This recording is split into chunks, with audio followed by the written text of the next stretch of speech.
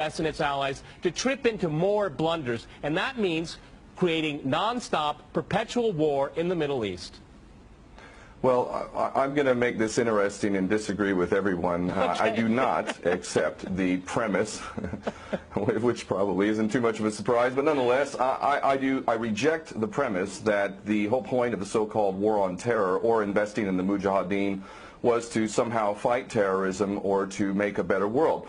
I would argue that if you really want to know what's happening with Middle Eastern policy, then you must read Oded Yanan's A Strategy for Israel in the 1980s. Now, in that document, which is pretty much being played out to a T right now and has been for many years, there were serious objectives for Israel. And Israel's main objectives were to expand and grow in line with the Greater Israel Project. And in order for it to do that, there would need to be an excuse to justify the expansion of Israel, and in order to do that, we would have to sow the seeds of sectarian hatred and violence in the region.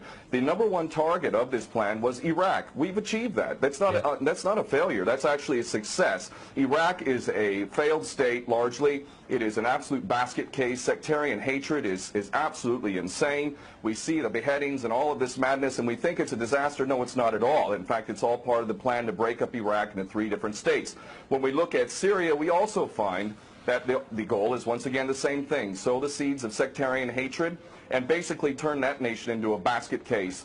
This is happening according to plan as well. Now, ISIS, funny enough, could stand for the Israeli Secret Intelligence Service. Many people are seeing the very big benefits to the state of Israel, the so-called Jewish state of Israel, by the breakup and the balkanization of the surrounding states. So actually, if you believe what's being told to you, and I just don't know why anyone would believe anything that comes out of the mouth of virtually any Western leader, whether it be Obama or Bush or any of the rest of them, all of these people are nothing but patent liars, and everything they say is pretty much the opposite of the truth. So I don't accept virtually anything they say. Okay, good. Violence. Barack Obama did not bite at the opportunity to get involved in Syria a year ago. In fact, at the time when he was ready to start bombing Assad, just about 13 months ago, and he backed off as soon as the first excuse came to mind. We've been supporting ISIS. There is absolute continuity between the policies of Iraq and breaking it up and breaking up Syria as well. It is beyond naive to suggest that the U.S. doesn't have its fingerprints all over ISIS. In fact, tell me this: why has ISIS never once, or al-Nusra Front or al-Qaeda, not once have they attacked Israel? In fact, ISIS militants are getting medical attention in the Golan Heights and in Israel itself. What does that tell you? There is absolute continuity, but the actual policy, just like the Project for a New American Century laid out very clearly, that a, quote, new Pearl Harbor would be necessary to achieve this goal of full spectrum dominance, you could never tell the American people, or the world for that matter, we're going to fight wars of aggression where we're going to have to invade and occupy, we're going to have to spend hundreds of billions, if not trillions of dollars to achieve the goal of full spectrum dominance, which is to control, absolute control over air, land, sea, and space and cyberspace. The American people never would have bought it, so you can't tell them that. You have to tell them a bunch of lies. And we see this over and over again. What you have to do, Ken, if I can go... It would absolutely no question that there must always be a boogeyman. In fact, you're sitting in Russia now. For 50 years plus, we were fighting this Cold War that really was an absolute charade to begin with. There never really was a threat of a Soviet invasion. And for decades, we spent insane amounts of money developing nuclear weapons to the point of really completely, totally collective insanity. And here we sit today in a world that threatens a third world war with a policy that is clearly intended to totally destroy Syria. Let's see what happens. If we take Bashar al-Assad out of the equation in Syria, does anybody with half a brain not understand that that vacuum that's going to be created is going to be a vacuum filled by the most powerful interests there? And who is that right now? Well, that would be our best friends and allies, these little Frankenstein monsters that we create, whether it's al-Qaeda or al-Nusra Front or the latest ISIS monster that we've created. Those are the ones that are going to fill that vacuum, and that fits perfectly in line with Oded Yanan's A Strategy for Israel in the 1980s. And if these other two gentlemen haven't read that document, I seriously suggest you do. Another thing that's really worthy of pointing out is the so-called Islamic State is anything but Islamic. And yes, there is a war on Islam.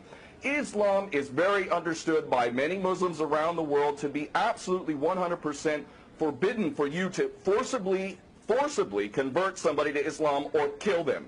This is totally untrue. Back in the medieval times, when there was Muslim empires, it was an absolute understanding and policy amongst the Muslims who were in charge at that time that those who practiced whatever religion were allowed to continue practicing that religion, and they were not even forced to pay taxes into the Muslim empire itself. However, if people wanted to practice that religion, they would not be able to derive the benefits of the tax system and so on and so forth. The bottom line is no Muslim in their right mind would justify going in and literally executing men, women, and children simply because they don't convert to your religion. These people are not Islamic. They are creations of the monster, which is the empire of the United States and all its cohorts in Israel and England in particular.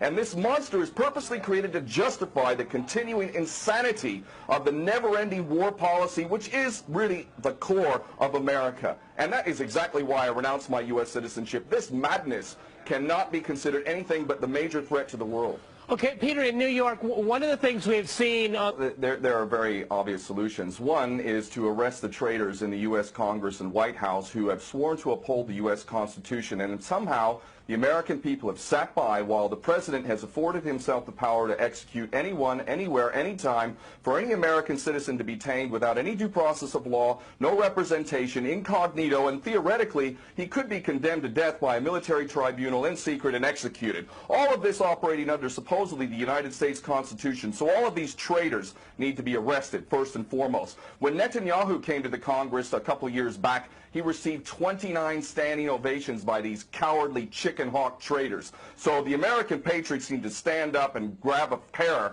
and ultimately have some integrity and get rid of these traitors. Secondly, cut off all funding to Israel. Israel is a pariah state, a criminal state. It is committing active policies of genocide by the legal definition of the word according to Black's Law Dictionary. That country needs to be cut off right now. All of their attention needs to turn inward. Stop your little empire endeavors and full spectrum dominance and all of this sort of madness. Start taking care of your infrastructure back home. Start taking care of the American citizens who have worked their whole lives and now find themselves wondering how they're going to keep a roof over their head. All of that is very obvious and very sensible. Or America can continue to decline into an absolute total pariah state, hated and resented around the world, and maybe bring the whole world into World War III. I would prefer that we do the former instead of the latter, but ultimately we need some serious change in government, and that means getting rid of these traitors. Okay.